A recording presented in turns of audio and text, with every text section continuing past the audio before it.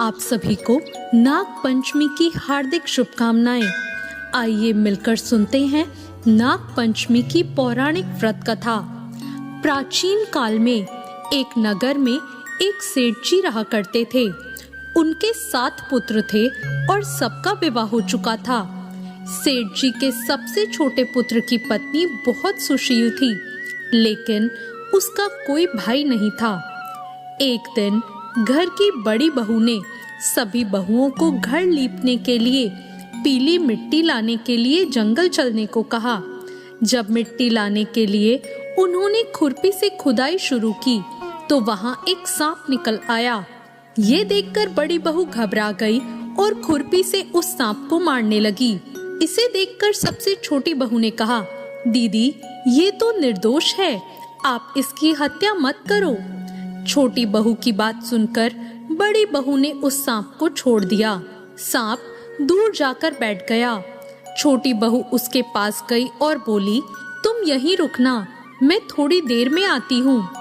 छोटी बहू इसके बाद घर चली गई और अपने कामों में व्यस्त हो गई और सांप को बोली हुई बात भूल गई।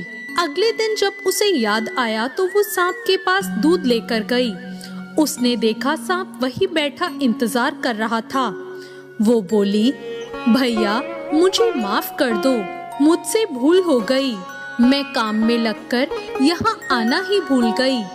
ये सुनकर सांप बोला, तूने मुझे भैया बोला है इसलिए मैं तुझे छोड़ देता हूँ, वरना झूठ बोलने के लिए मैं तुम्हें अभी डस लेता।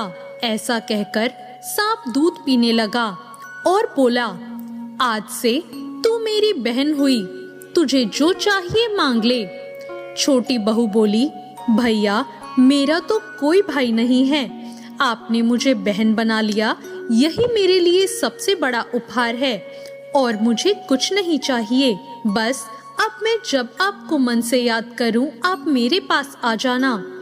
कुछ दिनों के बाद सावन का महीना आया। सेठ जी की सभी बहुएं अपने अपने मायके जाने लगी। जाने से पहले छोटी बहू से बोली, तेरा तो कोई पीहड़ नहीं है, तू कहाँ जाएगी?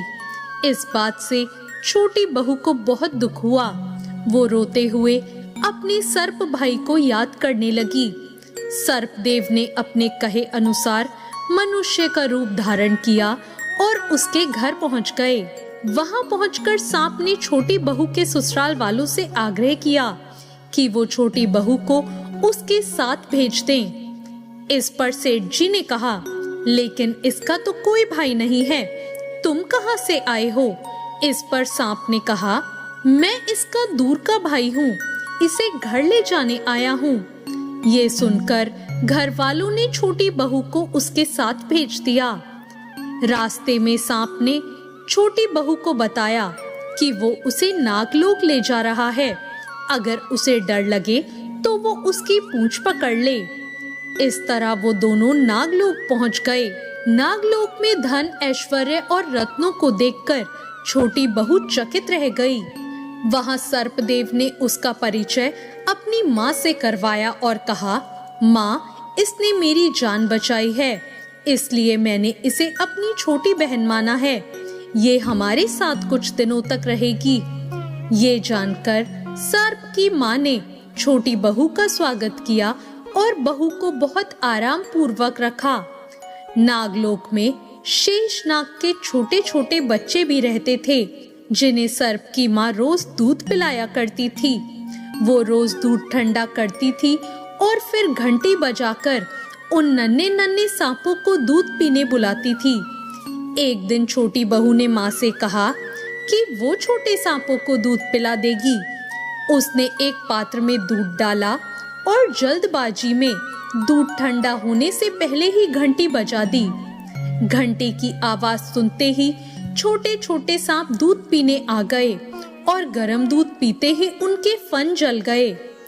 इस पर वो क्रोधित हो गए और बोले, माँ हम इसे डसेंगे।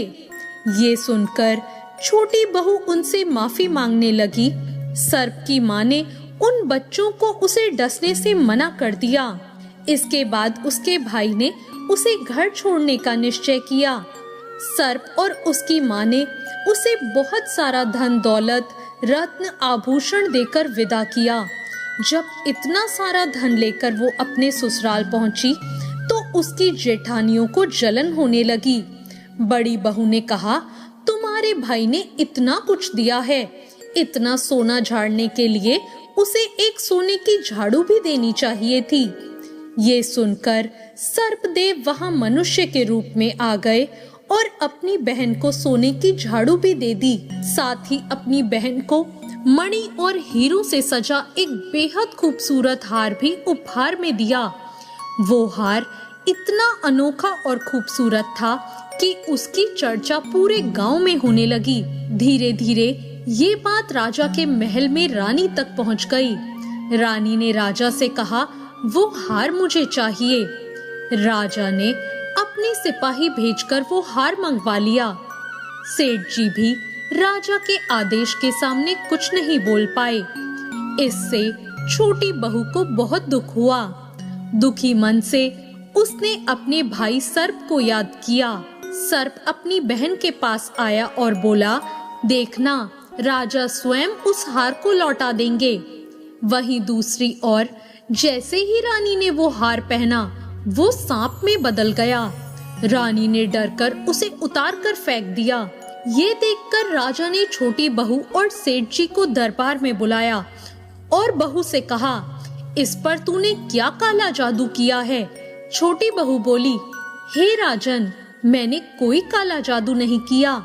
ये एक विशेष प्रकार का हार है।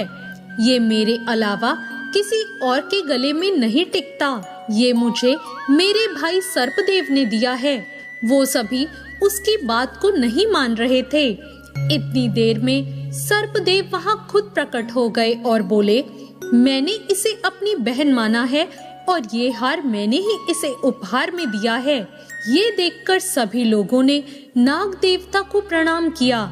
ऐसा माना जाता है कि उस दिन पंचमी तिथि थी, इसलिए तब से नाग पंचमी का त्योहार मनाया जाता है और नाग देवता को भाई के रूप में पूजा जाता है। तो ये थी नाग पंचमी की कथा। आपको आज की ये कथा कैसी लगी? कमेंट करके जरूर बताएं। वीडियो अच्छी लगी हो तो लाइक करें, शेयर करें और अभी तक मेरे चैनल को सब्सक्राइब ना किया हो तो सब्सक्राइब करना ना भूलें।